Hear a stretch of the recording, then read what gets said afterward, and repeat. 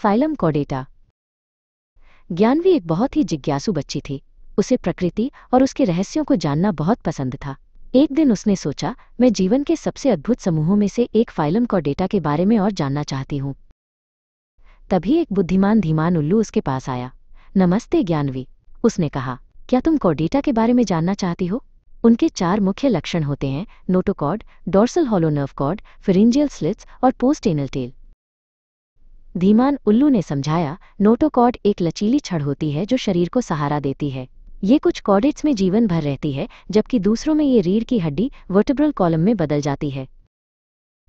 फिर आता है डोर्सल हॉलो नर्व कॉर्ड, उसने जारी रखा, जो तंत्रिका तंत्र का हिस्सा है। और फेरिंजियल स्लिट्स, ये गलफड़ों जैसी संरचनाएं हैं जो भोजन छानने या सांस लेने में मदद करती हैं। और अंत में पोस्ट एनल टेल, धीमान उल्लू ने कहा, जो शरीर के गुदा के पीछे का हिस्सा होता है। इन विशेषताओं के आधार पर कॉर्डेटा को 3 सबफाइला में बांटा गया है: यूरोकॉर्डेटा, सेफालोकॉर्डेटा और वर्टेब्राटा।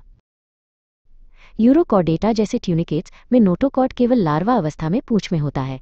सेफालोकॉर्डेटा जैसे लांसलेट्स में नोटोकॉर्ड सिर से पूंछ तक फैला होता है और जीवन भर रहता है। लेकिन सबसे बड़ा और सबसे विविध सबफाइलम है वर्टेब्राटा, धीमान उल्लू ने गर्व से कहा। इनमें नोटोकॉर्ड वयस्क अवस्था में वर्टेब्रल कॉलम रीढ़ की हड्डी में बदल जाता है, जो उनके शरीर को और भी मजबूत सहारा देता है। वृषभ में कई क्लासेस हैं, उसने समझाया, जैसे पाइसेस मछलियां जो पानी में रहती हैं, एम्फीबिया मेंढक जैसे जो पानी और जमीन दोनों पर रहते हैं, और रेप्टिलिया सांप छिपकली जो रेंगते हैं। और फिर एवेस पक्षी जो उड़ते हैं, और मम्मालिया स्तनधारी जैसे मनुष्य, कुत्ते, बिल्ली जो अपने बच्चों को दूध पिलाते हैं। ज्ञानवी ने मुस्कुराते हुए कहा, वाह धीमान उल्लू, ये तो कमाल की जानकारी थी। अब मैं समझ गई कि फाइलम कॉर्डेटा कितना अद्भुत और विविध है।